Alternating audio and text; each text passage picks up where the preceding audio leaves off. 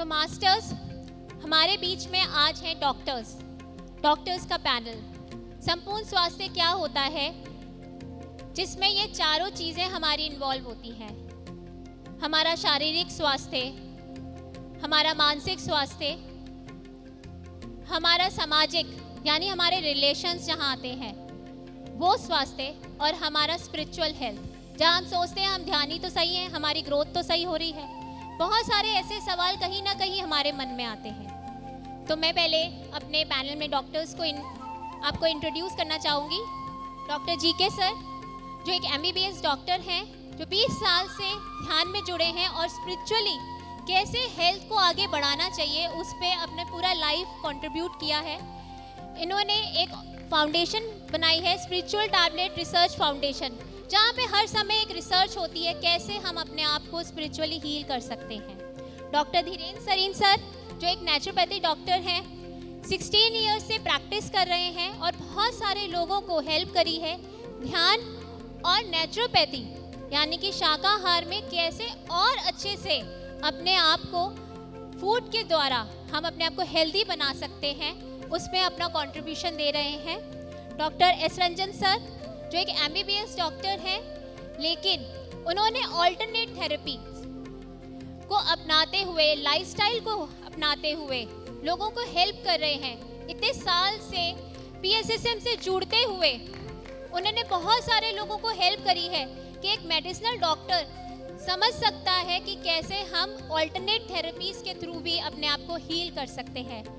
और डॉक्टर खुशहाली मैम, जो एक MD होम्योपैथिक डॉक्टर हैं, जो 15 ईयर्स से प्रैक्टिस कर रहे हैं, तो आप सबका मैं वेलकम करना चाहूँगी। Thank you to being with अस।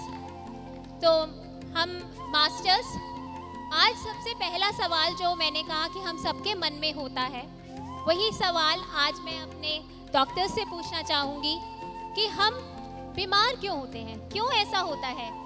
जी के सर, मैं चाहूँगी आप इसका जवाब सबसे पहले दें। बीमारी जो है केवल 3 कारण से होती है। सबसे पहले जो हम लोग ये 5 इंद्रियों से जो खा रही है, खाना मतलब केवल भोजन नहीं, और इंद्रियों से जो हम लोग अंदर ले रही है उनको हम लोग आहार बोलता है, वो आहार से। और इसके बाद विचार, थॉट्स जो हैं वो हमेशा मिराकुलस और पॉजिटिव होना चाहिए, पर्पसफुल होना चाहिए और थॉट्स के वजह से। और इसके बाद रिलेशनशिप्स, जीवन में हम लोग हमारे साथ mineral kingdom, plant kingdom, animal kingdom, human kingdom, सबको भी हमारा साथ है। वो एनवायरनमेंट के साथ जुड़े होके हम लोग कैसे आगे बढ़ रहे हैं। सो ये तीनों तरीक़े में unwanted, unscientific and irregular eating habits, food habits, thinking habits and relationships. So these are the 3 simple easy reasons to understand any illness. Thank you sir. Doctor खुशहाली मैम, आप इसके बारे में क्या कहना चाहेंगे? नमस्ते। जैसे कि जीके सर ने बोला, बहुत एब्सोल्युटली राइट। तो हम इन जगहों पर हर्ट कैसे होते हैं?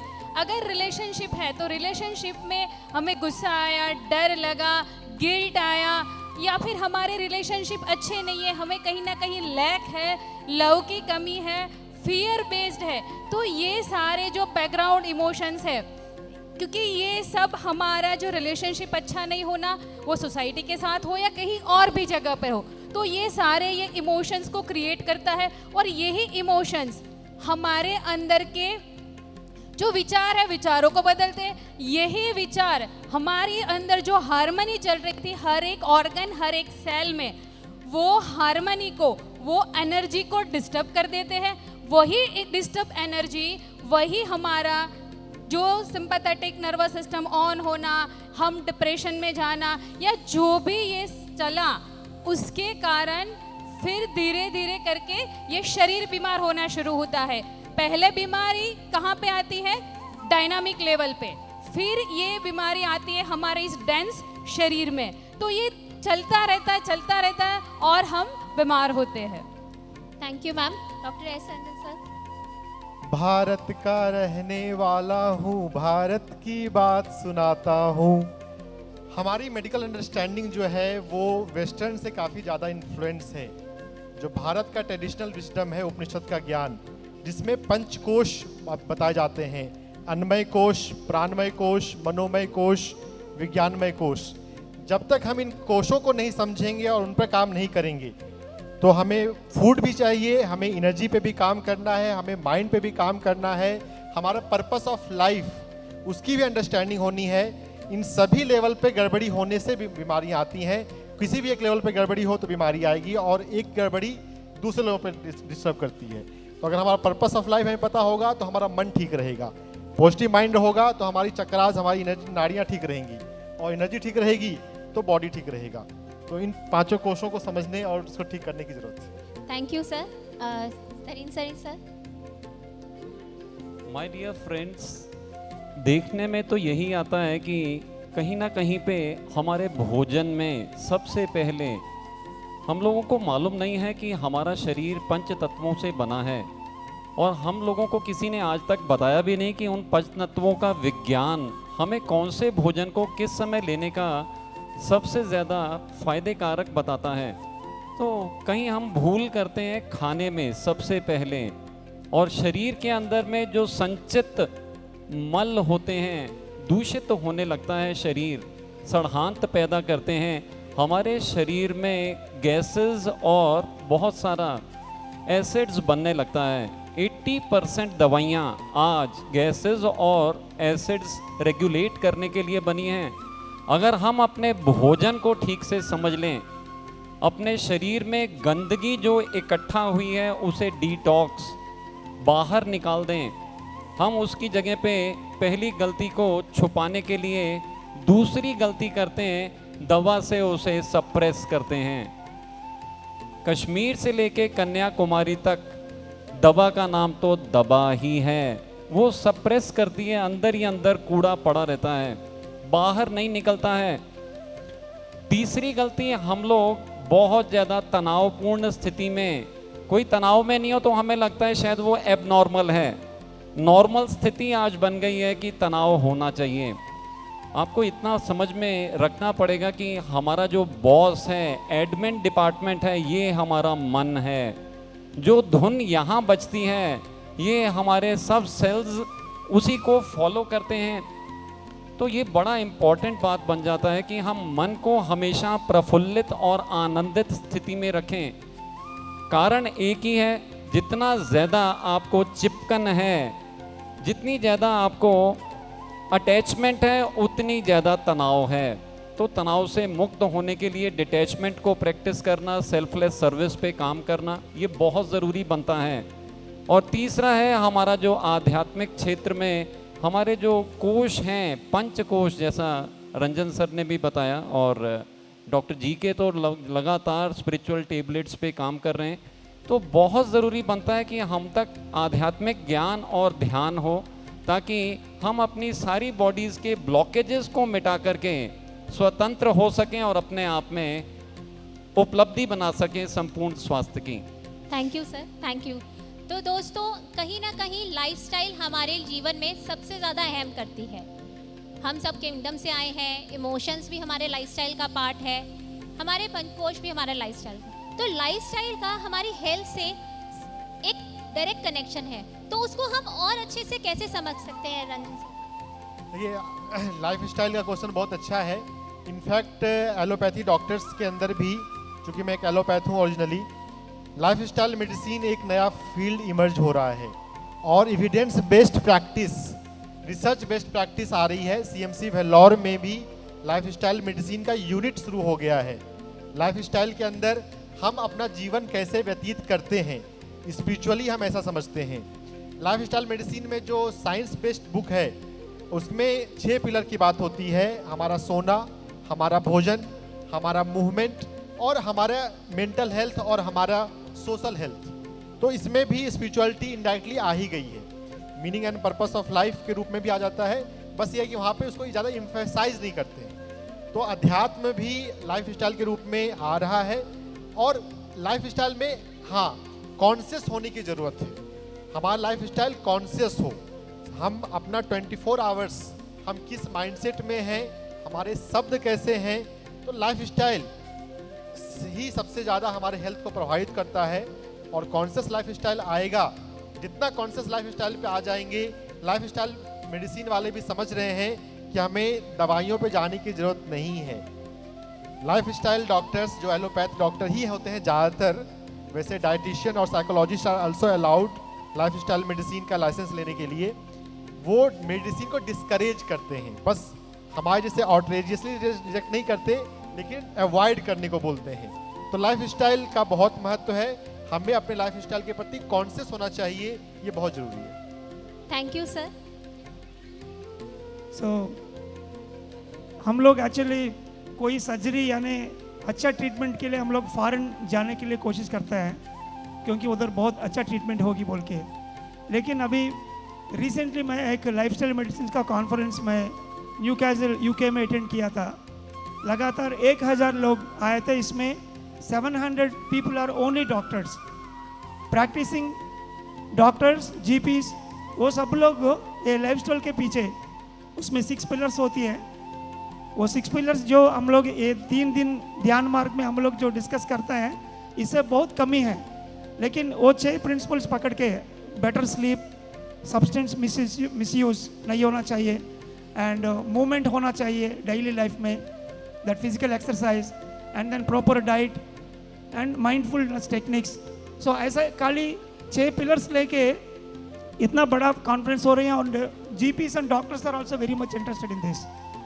सो इसीलिए मेडिकल साइंस भी बड़ा हो रही है, और इसके साथ साथ खुद डॉक्टर्स वो लोग आगे आके बिना दवाई और बिना सर्जरी कैसे लोग अपने आप ठीक कर सकते हैं, वो पूरा साइंटिफिक वे में British society of lifestyle medicine BSLM, similarly the American society of BSLM, both are formed, and through that इसके वजह से बहुत सारा डॉक्टर लोग वो कोर्स करके लोगों को वो प्रैक्टिस में, जीवन में वो खुद अपना आप डॉक्टर बनने के लिए कोशिश कर रही है। Thank you. Thank you sir. इसी बुक में एक चैप्टर है मेंटल हेल्थ। तो नावाडेज जो रिसर्च चल रहे हैं, वो रिसर्च क्यों चल रहे हैं कि ये जो पर्सन है बीमार हुआ ही क्यों? अगर ये खा रहा है, सो रहा है, सब कुछ कर रहा है, इसके पास पैसा भी है, then why he is sick? तो मेंटल हेल्थ करके एक चैप्टर है, उसमें बहुत ब्यूटीफुली लिखा है कि लाइफ के ट्रॉमास कहाँ कहाँ से होते हैं। चाइल्डहुड में, बचपन में कौन से ट्रॉमा हुए, फैमिली जो इश्यू चले, मदर फादर के रिलेशनशिप सही नहीं है, सेक्सुअल अब्यूज़ हुए, या फाइनेंशियल बहुत ज़्यादा स्ट्रेस है, या ऐसे बहुत सारे चाइल्डहुड, एडोलेसेंस एज, उसके बाद मिडल एज और ओल्ड एज, ये इन सब एजेस में मेंटल हेल्थ कहाँ डिस्टर्ब होती है, वो उन्होंने ये बुक में, ये जो बुक है वो बहुत सारे एलोपैथिक डॉक्टर का स्पिरिचुअल रिसर्च टैबलेट्स है। रिसर्च फाउंडेशन में आपका हार्दिक तो ये जो रिसर्च हुआ, उन्होंने बहुत ब्यूटीफुली बहुत ज़्यादा प्रेशर दिया है, इम्पोर्टेंस दिया है मेंटल हेल्थ को, कि अगर आपकी मेंटल हेल्थ सही है, अगर आपकी स्लीप सही है, बाकी जो फैक्टर सर ने बोला, then and then you can live a healthy life for a long time। क्योंकि हम लोग फिजिकल हेल्थ पे बहुत काम करते हैं, या फिर फूड पे बहुत ध्यान देते हैं, बट हमें मेंटल हेल्थ पे इतना ही ध्यान देना ज़रूरी है, क्योंकि ओरिजिन वहाँ से है। अगर मैं एक एग्जांपल सिंपल सा आपको दूँ कि चलो बहुत ज़्यादा लोग डायबिटीज़, हाइपरटेंशन से परेशान है, क्यों है? कंटिन्यूअस स्ट्रेस, कंटिन्यूअस किसी चीज़ को चेज करना, या कोई फियर कि ऐसा होना हो जाए या वैसा ना हो जाए, तो एक सिंपैथेटिक नर्वस सिस्टम हमेशा ऑन रहता है। तो वो सिंपैथेटिक नर्वस सिस्टम हमेशा जो ऑन रहेगा, वो क्या करेगा?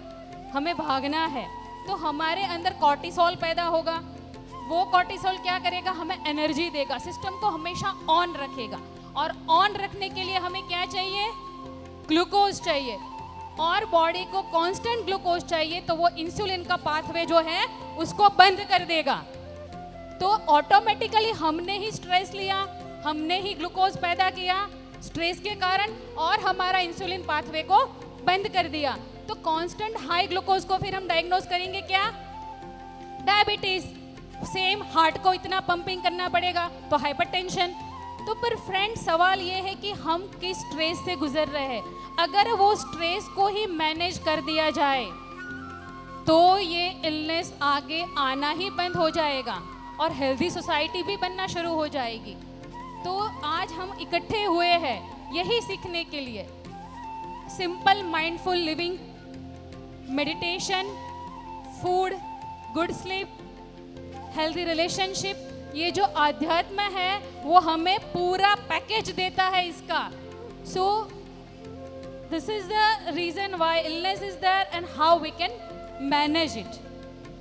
तो दोस्तों, जो पत्रीजर सर ने हमेशा कहा नो डॉक्टर नो मेडिसिन, उसका आधार है ये जो अभी हमने सबने समझा।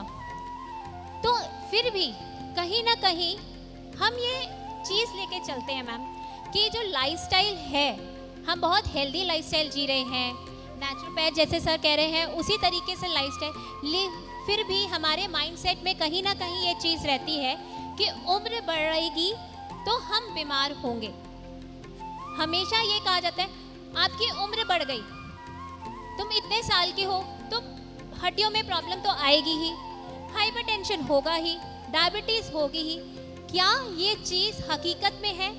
अभी थोड़े टाइम पहले मैं एक डॉक्टर के पास गई, उन्होंने कहा मैम आपको पेन हो रहा है, मैम आपकी एज 40 है। मैम ये तो क्वाइट ऑब्वियस है, अभी आप और बड़े होंगे तो आप सोचिए अभी तो आपको और प्रॉब्लम। मतलब कहीं ना कहीं इमोशनल लाइफस्टाइल अच्छा होते हुए भी हम इस चीज़ और परसेप्शन को लेते हुए चल रहे हैं। तो क्या हम इस परसेप्शन से बाहर आ सकते हैं? सर रंजन सर, आप इसके बारे में कुछ बताएंगे? देखिए, मेडिकल मिथ्स बहुत सारे हैं हमारे सोसाइटी में और हमारी मेडिकल कम्युनिटी में।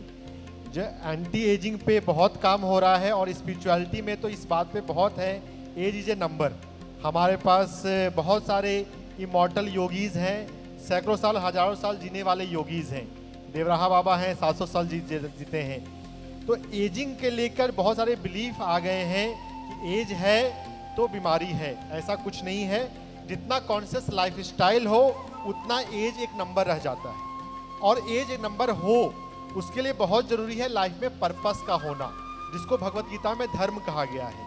अगर हमारी लाइफ में एक पर्पस होता है, उस पर्पस के लिए हम डिवोटेड हो जाते हैं, लाइफ को इतना एंजॉय करते हैं कि स्ट्रेस आता ही नहीं है। स्ट्रेस आने का एक बड़ा कारण है हम ऐसे कामों में लगते हैं जिसमें हमारा मन नहीं है, लेकिन हमें लगना पड़ा किसी कारण से।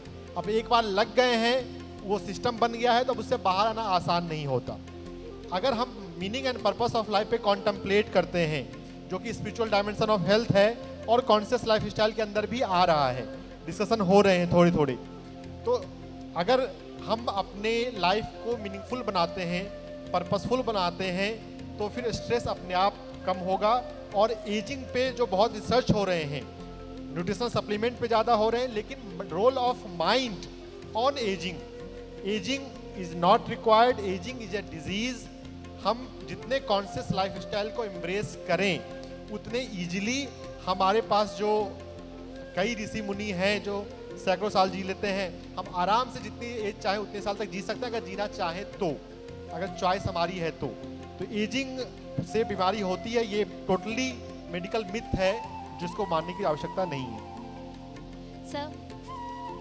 सर मैं इसके लिए एक ही स्पिरिचुअल टैबलेट देना चाहता हूँ, तमन्ना होना चाहिए सीखने के लिए, that is the only thing. उम्र बढ़ते हुए भी हम लोग, हमारे पास बहुत सारा ज्ञान है, जीवन कंप्लीट हो गया करके हम लोग एक राउंड सर्किल मार के इसके अंदर बैठ के जीवन आगे बढ़ने के लिए कोशिश करते हैं। लेकिन friends, life is a continuous learning, that constant learning attitude.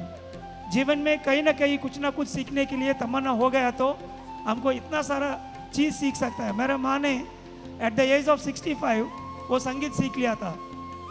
वो संगीत प्रैक्टिस हुए भी उनको घुटनों में इतना सारा दर्द है, वो पूरा दर्द चले गया और इजिप्ट में भी चढ़ के अंदर गया वो। That is the treatment I did for my mother because she is passionate for music. So इसलिए कोई आर्ट या ना स्पिरिचुअल सब्जेक्ट और डिफरेंट टेक्निक्स कोई भी वो नया सीखते रहना। When you are the rolling stone gathers no moss, as long as they are learning and whatever the old age disease are there, they automatically go away. Thank you. Thank you. Doctor Dhiren, आप कुछ कहना चाहेंगे? बिल्कुल बिल्कुल स्पष्ट है। पिछले कई सालों के प्रयास में हमने देखा, गोली को गोली मारो वर्कशॉप्स में आने वाले, ग्लोबल गुड हेल्थ मिशन से जुड़ने वाले नेशनल इंटरनेशनल लेवल पे लोग जो 70-70 साल 80-80 साल दवाइयों से पूरी जीवन में चलते रहे, जिन्हें 30-30 35-35 गोलियां रोज की लिख के दी थी, आज उनकी एक भी गोली नहीं चल रही है। This is a wonderful concept. अगर हम समझ सकें, कोई ज़रूरत नहीं है 80 साल पे भी दवा खाने का। अगर हम अपने आप में लाइफस्टाइल को बदल सकें, सही संपूर्ण स्वास्थ्य के लिए हमको चाहिए कि हम अपनी तरफ से भोजन की शैली को सही करें, अपने मन को हमेशा आनंदित रखें। हम लोग क्या कोशिश करते हैं, घर के अंदर में कोई भी अगर रिलेशन में गड़बड़ हो गई तो वहाँ पे एक दूसरे को मनाने के लिए, लेडीज़ हैं तो बढ़िया खाना बना लो, और अगर जेंट्स हैं तो बढ़िया साड़ी या सूट दिलवा दो, काम बन गया। लेकिन जख्म कहाँ लगा है? कहीं भावना के क्षेत्र पे हम जो तालमोल करके उसको ठीक करने की कोशिश करते हैं, यहाँ हम गड़बड़ कर बैठते हैं। भावना के स्तर पे अगर भावना के द्वारा किया जाए, अगर हम अपने व्यवहार को सुधार कर सकें, अगर हम अपने प्रकृति में बदलाव लाने के लिए तैयार बन सकें, अपने मन को बदलाव की स्थिति में पा सकें, तो बड़ा क्रांति ला सकते हैं। और यही हमारा प्रयास होता है हमारे सभी वर्कशॉप्स में, ताकि आपको सही दिनचर्या के हिसाब से क्या आहार लेना है, कैसे अंदर पड़ी हुई गंदगी से निजात पाना है, कैसे अपने मन का भी डिटॉक्स करना बहुत ज़रूरी है, और अपने आत्म स्वरूप पे अपनी उन्नत जीवन के लिए ज़्यादा से ज़्यादा ऊर्जा को एकत्र करना है। Thank you. Thank you. तो कहीं ना कहीं एक चीज़ आती है, हमें ये समझ में आया कि उम्र बढ़ी तो अगर हमारा लाइफस्टाइल, हम अपने ऊपर काम करें, कुछ सीखें, तो हम उससे बाहर आ सकते हैं। तो जो हमारे जीन्स की बात होती है, मेरी मदर को ये प्रॉब्लम थी, डायबिटीज़ था, मेरे फादर को ग्लूकोमा की प्रॉब्लम थी, तो क्या वो सारी चीज़ें मेरे को आएंगी? उसके सिम्टम्स नज़र आ रहे हैं, तो यानी कि कहीं ना कहीं जीन्स जुड़े हुए हैं। तो एक टर्म है एपिजेनेटिक्स, यानी कि वो बीमारी जो जीन्स से आती है। तो क्या ये चीज़ हम इससे बाहर निकल सकते हैं, या ये भी एक मिथ है, या इस पे ऐसे काम हो रहे हैं आजकल जिससे हमें समझ में आता है कि जीन्स नहीं, जीन्स से ऊपर भी एक चीज़ है जिससे हम बहुत खूबसूरती से सामना करके बाहर आ सकते हैं। तो मैं इस पे चाहूँगी कि डॉक्टर रंजन सर आप बताएं। पहले हम खुशहाली मैम। तो हमारे जीन्स को प्रभावित कौन करता है? ये एक मिथ है कि जेनेटिक इलनेस, कि हेरिडेटरी बीमारियां जो है, हाइपरटेंशन, डायबिटीज़, कैंसर, या कोई भी जेनेटिक इलनेस ले लीजिए जिसका हमें नाम आता हो समझ में, तो ये जेनेटिक इलनेस हमारे जीन्स को, अभी जेनेटिक रिसर्च हो गया कि ये जेनेटिक इलनेस है, बट ये जीन्स म्यूटेट हुए क्यों? ये जीन्स हमारे बिगड़े क्यों? इसके लिए रिस्पॉन्सिबल है एपिजेनेटिक्स। एपिजेनेटिक्स यानी एनवायरनमेंट जहां हम रह रहे हैं। I am not talking in terms of only pollution. जो माहौल, जहां क्या स्ट्रेस चल रहा है, क्या झगड़े चल रहे हैं, कहाँ पे किसका अब्यूज़ हो रहा है, या जो भी जिस माहौल में हम रह रहे हैं वो हमें जो स्ट्रेस दे रहा है, वो एपिजेनेटिक्स, अभी जो रिसर्च चल रहे हैं सारे एपिजेनेटिक्स पर चल रहे हैं। तो एपिजेनेटिक्स का बहुत बड़ा रोल है जेनेटिक्स पर, क्योंकि पिछले 15 सालों से मैं प्रैक्टिस कर रही हूँ, तो मैंने काफ़ी बच्चे देखे कि जिनको जेनेटिक इलनेस आई, डीएमडी आया या कोई बड़ा सिंड्रोम आ गया, तो मदर फादर तो हेल्दी है, ये बच्चे को क्यों आया? क्यों? वो मदर ड्यूरिंग प्रेगनेंसी या वो फादर कंसीव होने से पहले कोई ट्रॉमा से गुजरा, वो ट्रॉमा ने वो जो जब वो फलन होना था उसी टाइम का जो जीन डिवीजन होना था वो प्रोसेस को ही डिस्टर्ब कर दिया। अदरवाइज हमारी बॉडी में 3 चेक पॉइंट होते हैं, G1, G2, वो क्या करते हैं, जेनेटिक मटेरियल को चेक करके भेजते हैं आगे की जनरेशन में, जो खराब है उसको निकाल देते हैं और नया प्रोसेस शुरू होता है। बट ये क्यों अफेक्ट होता है? क्योंकि epigenetics is responsible for this. अगर हम देख ले तो हमारे मदर, फादर या उनके एंसेस्टर जो एक बिलीफ सिस्टम में जी रहे हैं, वही बिलीफ सिस्टम वो अगली जनरेशन को दे रहे हैं, वही बिलीफ सिस्टम और अगली जनरेशन को देंगे। यानी कि मैं बहुत अगर सिंपल से एग्जांपल दूं तो हमारी मदर ने अगर उनकी फैमिली में मदर इन लॉ से, फादर इन लॉ से या हस्बैंड से कुछ ट्रॉमा लिए है तो वो क्या देंगे बेटी को? ससुराल ऐसा होता है, सास हमेशा ऐसा ही करती है, तो वही बिलीफ सिस्टम कैरी ऑन होती है। वही बीमारी फिर मदर, वो बेटी किस नज़र से देखेगी? जो माँ की नज़र है। वही बिलीफ से बेटी या बेटा देखेगा। तो जो माँ को हाइपरटेंशन आया, जो स्ट्रेस माँ ले रही थी, वही स्ट्रेस किसको दे दिया? बेटी को। तो ऐसे जेनेटिक इलनेसेस चलती रहती है क्योंकि हम एपिजेनेटिक्स को ठीक नहीं कर रहे, हम अपने आप को ठीक नहीं कर रहे हैं। हम हमेशा दूसरों की बताई हुई लाइफ जी रहे हैं बिना अवेयरनेस से, अनकॉन्शियस लाइफ जीने से ये जेनेटिक इलनेस आगे चलती रहती है और इसको रोका भी जा सकता है और ठीक भी किया जा सकता है। हम रंजन सर से सुनेंगे। जेनेटिक्स और एपिजेनेटिक्स से रिलेटेड भी बहुत डिस्कशन होने की आवश्यकता है। एमबीबीएस के करिकुलम में एपिजेनेटिक्स हमने पढ़ा है, लेकिन मेडिकल डॉक्टर्स की प्रैक्टिस में एपिजेनेटिक्स नहीं है। सिर्फ जेनेटिक्स की बात हो रही है कि अगर जीन आ गए, तो जैसे कोई कैंसर पेशेंट है या कोई रेयर डिजीज़ है, जीन आ जाने पे फिर होता है कि जेनेटिक जीन में ये प्रॉब्लम है, फिर तो यहाँ पे ट्रीटमेंट नहीं हो सकता। ऐसा बिल्कुल नहीं है। एपिजेनेटिक्स के माध्यम से भी 99% जेनेटिक बीमारियों को हम हील कर सकते हैं। एपिजेनेटिक्स जो कि साइंटिफिक कम्युनिटी में आ चुकी है, हमारे मेडिकल करिकुलम में भी है, लेकिन फिर भी प्रैक्टिकल लेवल पे, क्लिनिकल लेवल पे उस पर बात नहीं होती है। एपिजेनेटिक्स इन्वायरमेंट ऑफ जीन, जो सेल के अंदर, सेल जहाँ पर, जीन जहाँ पर है, उसका जो साइटोप्लाज्म है, जो मटेरियल है, इन्वायरमेंट चेंज हो जाए तो जीन का एक्सप्रेशन, जिसको फेनोटाइप बोलते हैं, वो चेंज हो जाएगा। तो और वो हम पर निर्भर कर रहा है कि हम किस तरह के माहौल में हैं। इस पर बायोलॉजी ऑफ बिलीफ नाम से एक बहुत अच्छी लिटरेचर भी है जो सिर्फ अंग्रेजी भाषा में है, लेकिन जब उसके ऑथर ने, ब्रूस लिप्टन ने जब उस पर काम करना शुरू किया, उनको इतना पोजीशन मिला कि उन्होंने मेडिकल प्रैक्टिस ही छोड़ दी और बस वो अल्टरनेटिव फील्ड में ही काम करने लग गए। एपिजेनेटिक्स, जब भी जेनेटिक्स से कहीं बात हो, कोई डॉक्टर बोले कि आपके अंदर ये जीन है, वहाँ पर पूछना चाहिए डॉक्टर साहब यहाँ पे एपिजेनेटिक्स पे हम कुछ कर सकते हैं क्या? डॉक्टर ब्रूस लिप्टन कहते हैं एपिजेनेटिक्स के माध्यम से 99% जेनेटिक बीमारियों को हम हील कर सकते हैं। Thank you sir. तो हमें दोस्तों कुछ इस तरीके के निष्कर्ष पे कि एपिजेनेटिक्स का सवाल हमें ज़रूर पूछना चाहिए अगर हमें जीन्स के बारे में कोई कुछ बोलता है।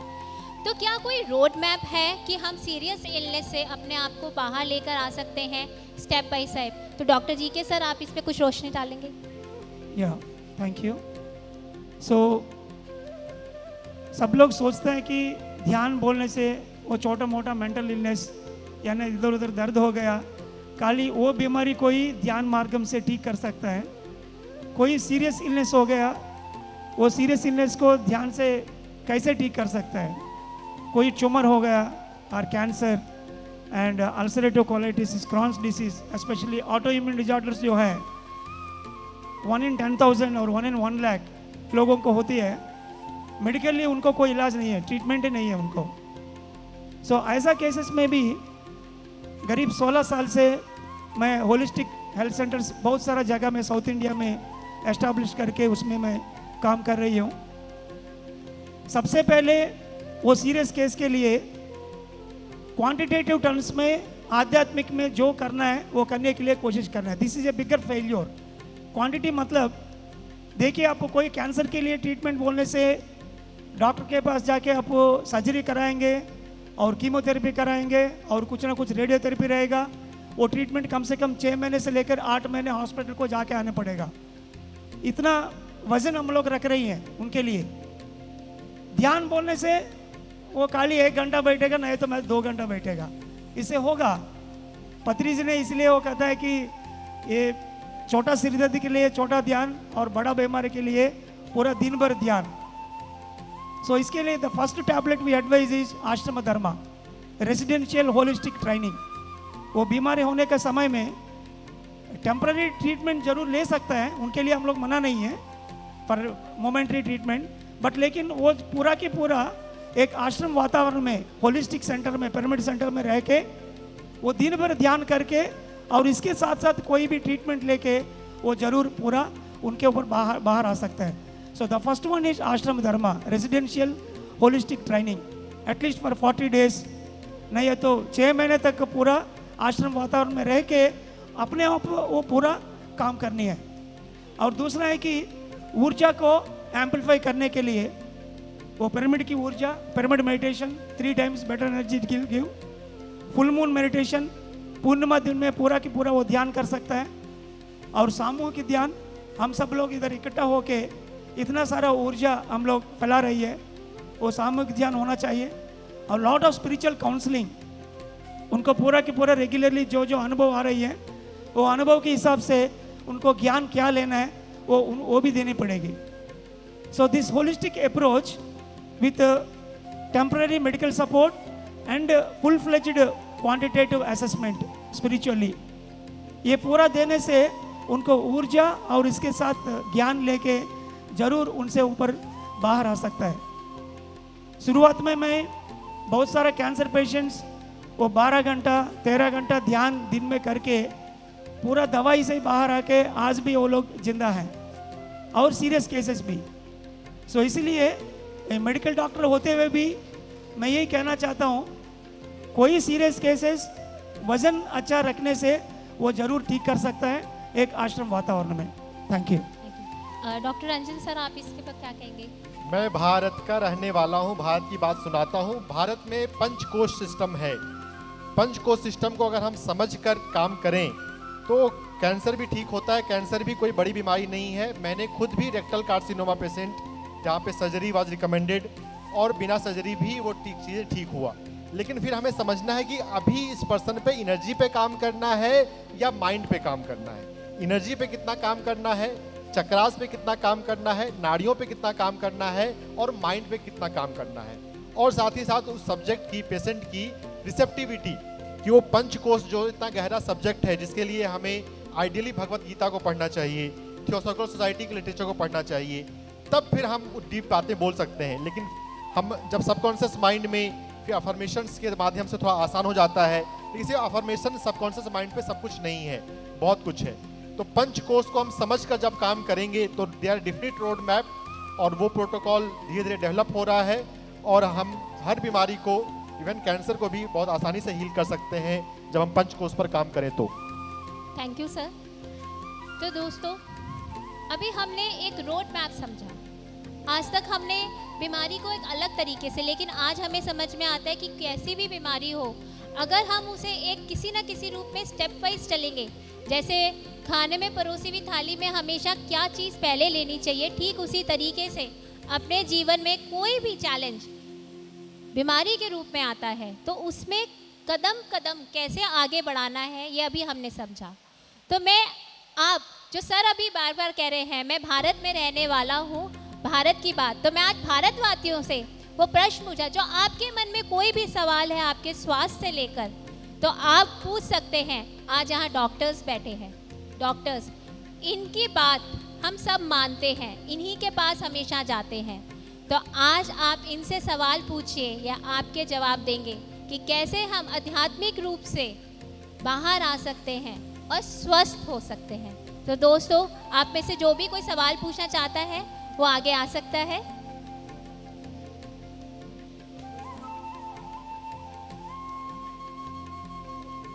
वॉलंटियर्स.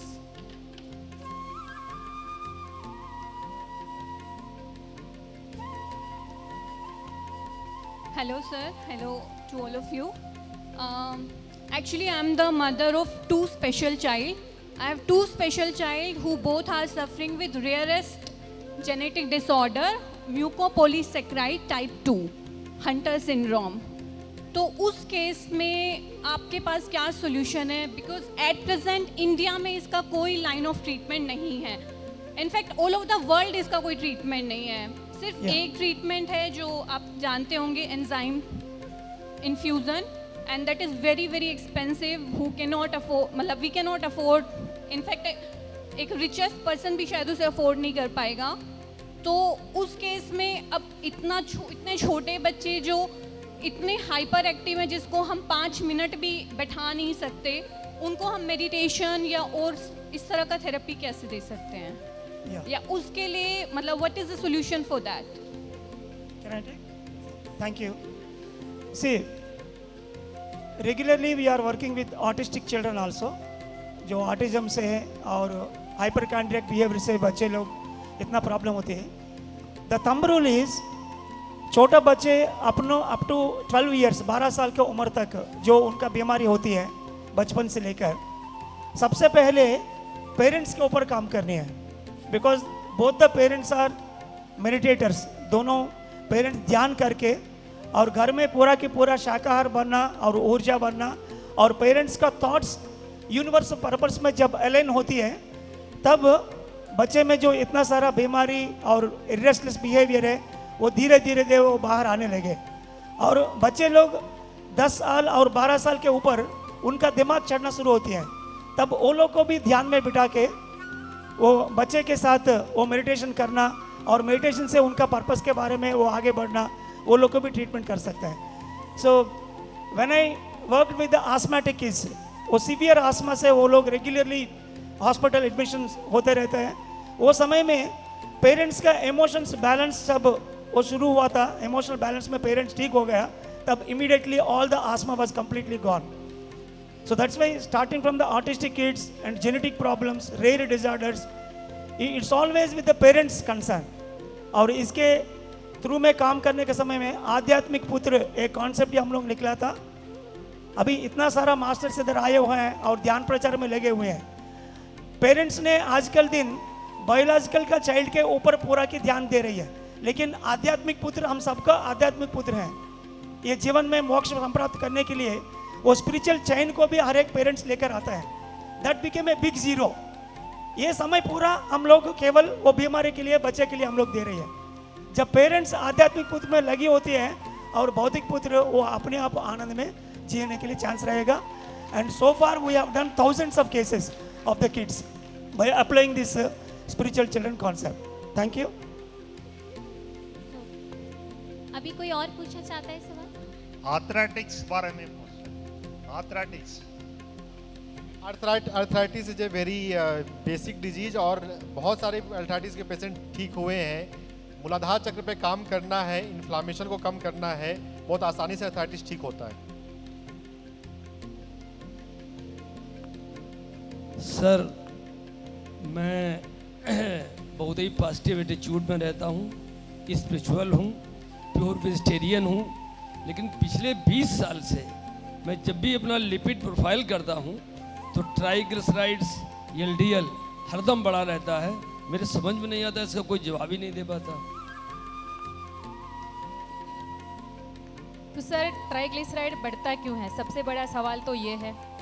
ट्राइग्लिसराइड बढ़ता है, अगर आप मुझे साइकोलॉजिकल पूछे तो सेल्फ डिवेल्यूएशन से.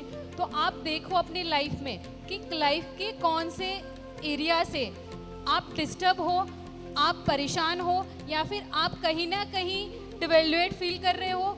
एक चीज़, फूड आप बराबर ले रहे हैं, तो कहीं ना कहीं ये सबकॉन्शियस माइंड में जो हमारी पैटर्न फिक्स हुई रहती है, अगर आप उसके ऊपर काम करेंगे, डेली मेडिटेशन करेंगे, क्योंकि जैसी बीमारी उतना मेडिटेशन, जैसे बताया सर ने, तो ये प्रॉब्लम हील हो ही जाना चाहिए. क्योंकि कुछ चीज़ें हमारे जेनेटिक में, हमारे सबकॉन्शियस माइंड में पड़ी रहती है, जो हम उससे अवेयर नहीं है. क्योंकि हमें लगता है कि हमने सब कुछ ठीक कर लिया. क्योंकि मैंने कई सारे मास्टर से, कई सारे पेशेंट से बात की, उनको दे आर नॉट अवेयर कि ये प्रॉब्लम शुरू कहाँ से हुआ, कौन से ट्रॉमा से हुआ. अगर आप उसको वहाँ जाके हील करेंगे या उसको एक्नॉलेज करेंगे, then you can heal this. Madam, I will like to say happiness is my birthright. मैं इस फिलासफी को जीता हूँ. मेरी उम्र 80 साल है और मैं बहुत कॉन्शियस हूँ. पिछले 20 साल से मैं मेडिटेशन से जुड़ा हुआ हूँ और बुद्धिज्म पर मेरा बड़ा वर्क रहता है. So I am totally saturated in satisfied person, but I am unable to understand why this lipid profile is poor. हमारी थिंकिंग को ना वेस्टर्न सिस्टम ने हाईजैक कर लिया है. हम सिर्फ ट्राइग्लिसराइड के टर्म में सोच रहे हैं, हम पंच कोश पर जा ही नहीं रहे कि हमारे मनोमय कोश को इंप्रूवमेंट करने की आवश्यकता है क्या मैं अपने विज्ञानमय कोश को समझता हूँ।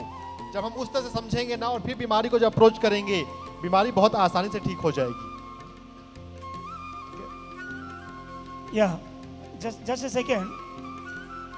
See, triglycerides in the blood, okay, वो खून में रहता है. Blood acts as a medium in the body. खून हमारा बदन में वो खराब को लेके जाके बाहर फेंकने के लिए और अच्छा को अंदर ऑर्गन्स को देने के लिए एक मीडियम जैसे काम करता है. Every evolved spiritual master should act as a medium in the community. पूरा खून का जो इतना सारा बीमारी होती है उनका कारण केवल हम जो मीडियम बन के समाज में, लाइक देखिए आपको हमारा कुरुक्षेत्र में श्री कृष्ण भगवान एक मीडियम है, उनका थ्रू ये पूरा हुआ. ऐसा हर एक चीज़ में हम एक मीडियम जैसे सेंटर. आप खुद बताया मैं आनंद जीवन रहता हूँ जीवन में. सो तुम आनंद है तो ये आनंद सबको बांटने के लिए आपको हर जगह में एक खून जैसे आपको काम होती है. जब आप काम पूरा लेती है तब आपको ये ट्राइग्लिसराइड्स होने के लिए चांसेस नहीं रहेगा. That is what I understand. Thank you. Take your position in the society.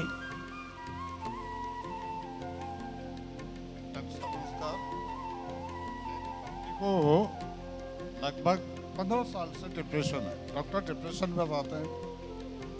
Depression के साथ साथ इसमें हैप्पीनेस नहीं, कैसे भी नहीं आती है. तो क्या इसका कोई सॉल्यूशन? सवाल आपका समझ में नहीं आया. ये डिप्रेशन की मरीज है.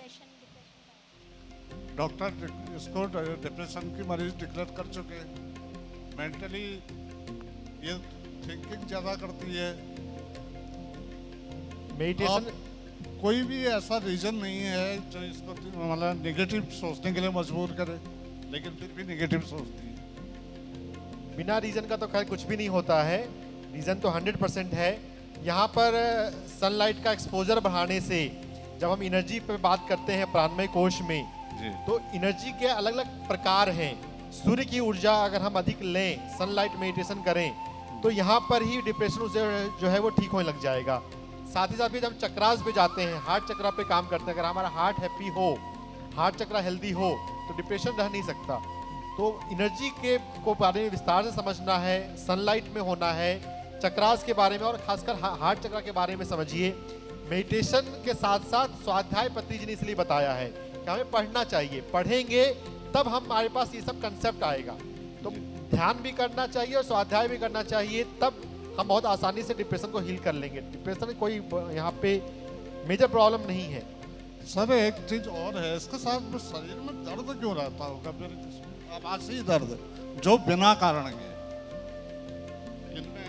इनमें अगर हम उसको अल्ट्रासाउंड से भी देख लिया कुछ नहीं है, लेकिन दर्द इसको महसूस रहता है, हर समय दर्द रहता है.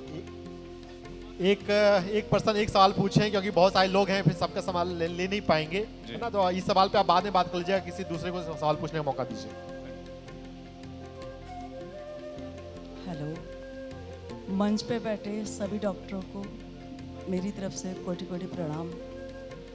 मैं आप लोगों से ये क्वेश्चन एक करना चाहती हूँ कि मुझे 10 महीने पहले पूरी स्पाइन में पेन आता था. मैं 10 मिनट भी नहीं बैठ पाती थी. और उसके बाद एक्सरे वगैरह करवाया तो स्पॉन्डिलाइसिस आया उसमें. और अभी मैंने पंचकर्म नेचुरोपैथ थेरेपी ली है और फूड पे मैं लास्ट 3 ईयर से काम कर रही हूँ. मैंने गेहूँ चावल को बंद करके रखा है. तो सबसे पहले तो 5 साल पहले मेरे लेग में, लेफ़्ट लेग में प्रॉब्लम आई थी, जो मेरा मुड़ता नहीं था. मेरे को मेडिटेशन में बहुत दिक्कत होती थी. अब ऐसा हो गया कि स्पॉन्डिलाइसिस के बाद मैं बैठ के भी मेडिटेशन नहीं कर पा रही थी. और कल से यहाँ आई हूँ तो आज जो मेडिटेशन किया, कल तो बैठना बहुत मुश्किल लग रहा था, आज जो मेडिटेशन किया तो मुझे लगा कि आज मैं इतना थकी नहीं हूँ.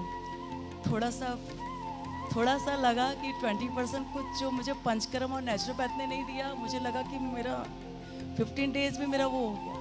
लेकिन मैं आपसे पूछना चाहती हूँ कि मैं पूरी तरह से ओके होना चाहती हूँ. हाँ देखिए, यहाँ ना इसको हम अगर हेल्थ कंसल्टेशन नहीं बनाए कि अपने केस को पूरी तरह से विस्तार में जान रहे हैं ना, यहाँ पे थिंकिंग, हमें सोचना किस ढंग से है, जी यहाँ पर बात हुई है 7 चक्रास की, हमें चक्रास के बारे में समझना है। जी अगर स्पॉन्डिलाइटिस की कोई बात आई है तो ये स्पाइन यानी कि स्वादिष्ठान चक्र और मूलाधार चक्र, उसके बारे में समझिए, उस पर काम कीजिए, है ना। तो जब हम एनर्जी पे काम करेंगे तो आपकी बीमारी पूरी तरह ठीक हो जाएगी। Thank you. यहाँ जितनी भी बातचीत आप सब लोग पेश कर रहे हैं ना, चाहे वो आर्थराइटिस की हो, चाहे वो स्पॉन्डिलाइटिस की हो, कहीं ना कहीं पे आपको इतना ही समझना है कि it is not to be worked only on one sphere. हम लोग क्या कर रहे हैं, हम लोग बस ध्यान ध्यान और ध्यान।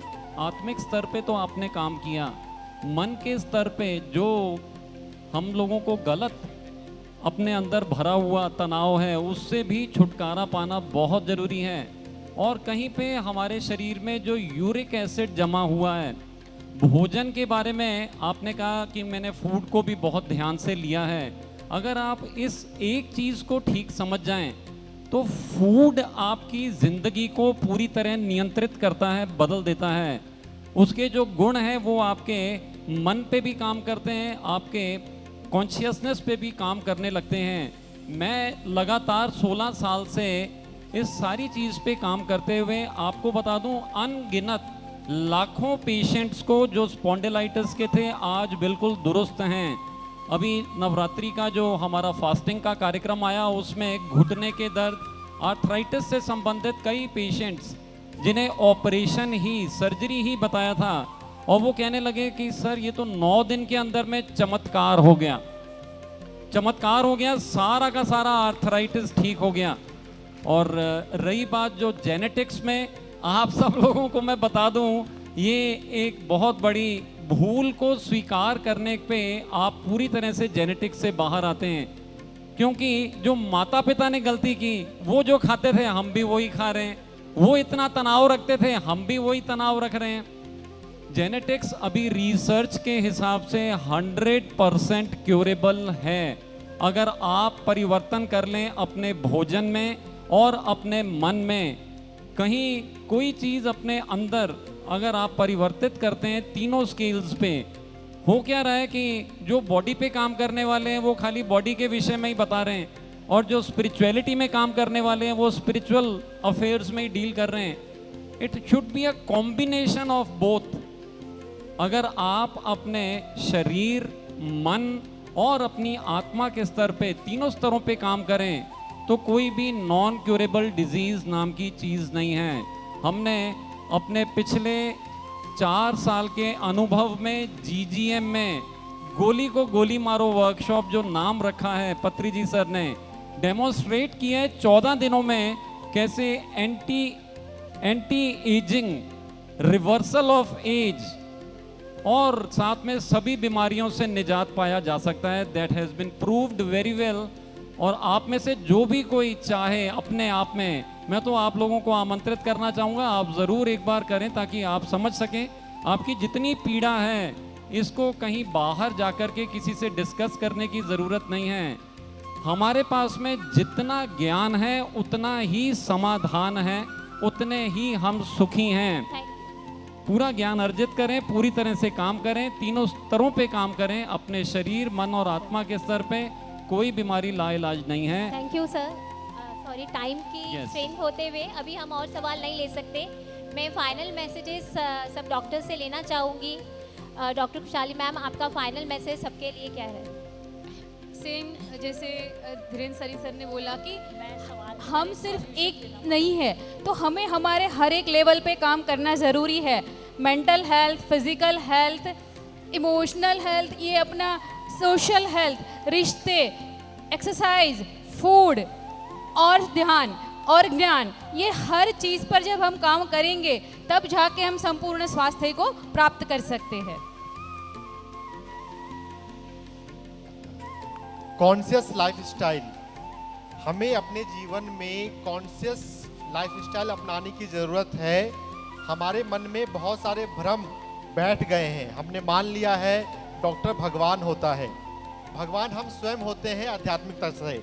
हमारे आया है उपनिषद में अहम ब्रह्मास्मि, लेकिन नॉलेज ज़्यादा थोड़े से अधिक होने की वजह से हम डॉक्टर, आज जब लिटरेचर कोई भी पढ़ सकता है, अगर हम स्वाध्याय करना सीख लें तो अपना नॉलेज हम खुद भी बढ़ा सकते हैं। कॉन्शियस लाइफ स्टाइल को अपनाकर, ध्यान और स्वाध्याय को अपनाकर ऊर्जा और मन पर काम करके बहुत आसानी से हेल्दी हुआ जा सकता है और साथ ही साथ बहुत ही आसानी से हर बीमारी से बाहर आया जा सकता है। ना तो कोई बीमारी लाइलाज है और ना ही 90% सर्जिकल बीमारियों में सर्जरी कराने की आवश्यकता है। नमस्कार, मैं क्षमा चाहती हूँ, मैं बीच में डिस्टर्ब कर रही हूँ। मैं सब सीनियर मास्टर्स को, पत्री जी को, स्वर्णमाला जी को नमस्कार करती हूँ। अभी एक बिटिया आई थी जिसने बताया कि उसके 2 बच्चे हैं, मैं उसके पास ही बैठी हुई हूँ, एक 6 साल का, एक 7 साल का, कुछ जीन्स में कमी है। तो आप अपनी मुहिम में इसको भी शामिल करें कि गर्भ स्थापन किस दिन होना चाहिए। हमारे गर्भ स्थापन के इसको धर्म से जोड़ा गया था। अमावस के दिन, पूनम के दिन, किसी त्यौहार के दिन गर्भ स्थापन नहीं होना चाहिए। उस दिन पति पत्नी को सहवास नहीं करना चाहिए। अगर उस दिन गर्भ स्थापन होता है एक्सक्यूज तो डिफेक्टिव बच्चे रिक्वेस्ट है मैम, प्लीज टाइम स्पेंड बीच में अभी हम बाद में इस तरीके नहीं, आप इसको भी शामिल कर दीजिए। जी जी, हाँ, thank you, ताकि thank you। स्वस्थ संतान पैदा हो। जी जी, जीन्स में तो बहुत मुश्किल है। इसके बारे में आप फिर बात करेंगे मैम। बस थैंक यू। मैं इतना कहना चाहती थी। Final Thank message you. Doctor, yes doctor ji के सर। हर एक पिरामिड मास्टर एक स्पिरिचुअल डॉक्टर है। Okay, every pyramid master is a spiritual doctor. मैं यही कहना चाहता हूँ, spiritual intellect is the root and physical health is the fruit. आप सब लोग ध्यान करके बिना पैसा आरोग्य जो लिया है, आप एक स्पिरिचुअल डॉक्टर बन के बाकी लोग को शाकाहार और ध्यान पूरा की पूरा धरती पर बांटना चाहिए। सबको भी डॉक्टर्स बननी है, वो खुद डॉक्टर्स बननी है आप जैसे। That is what my message. Thank you doctor Dilip sir. हम अगर अपनी गलतियों को स्वीकार करने के लिए तैयार हैं, आप में से कितने लोग हैं जो अपनी गलतियां स्वीकार करने के लिए तैयार हैं? कितने लोग हैं जो उसको स्वीकार करके सही दिशा में बढ़ने के लिए तैयार हैं? सो माय डियर फ्रेंड्स, दशा बदलनी है तो दिशा बदलनी पड़ेगी। हम जो बाहर अपनी निर्भरता बनाए बैठे हैं, अगर उससे 50% भी अपने ऊपर अपना भरोसा कर लें, मैं आपको बता सकता हूँ 200% आप अपने स्वास्थ्य में 200% विजयी होंगे। Thank you very much my dear friends. Thank you very much सब डॉक्टर्स का। मैं स्टेज पे DR कार्तिकेयन सर को इनवाइट करना चाहती हूँ और उनका फाइनल मैसेज इस संपूर्ण स्वास्थ्य के ऊपर। सर प्लीज, आपसे रिक्वेस्ट है।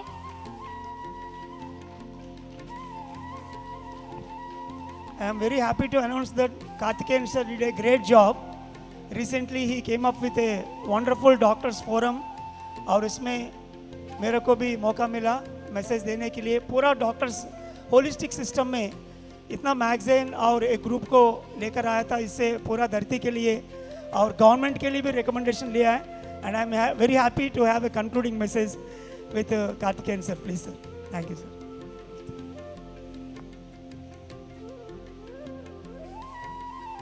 Namaste.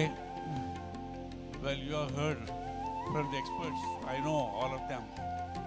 They speak from the heart, out of experience. Believe them. Believe them because, you know, ultimately, yes, we keep blaming about our karma and all that. Yes, it may be, up to a point, it may be true, but our health is in our hands, actually. Whether we want to make our life heavenly or not, ultimately depends upon us. That's why Aham Brahmasmi, Tattvamasi and all that now. Yes, these are all experts. You should listen to them, follow. Ultimately, what we eat and what eats us, this results in our health. What we eat, the type of food we eat, what you eat, how much we eat, when we eat is very important. Of course, plant-based diet. The world accepts it now for the health of the individual, health of the planet Earth. The whole world turns vegetarian. Plant-based diet, global warming will come down, we can save the planet Earth. Otherwise, you can't save the planet Earth. Nothing will be left for our grandchildren. Science also accepts it now. It's not only the spiritual. And then, of course, what eats us is the worries, tension.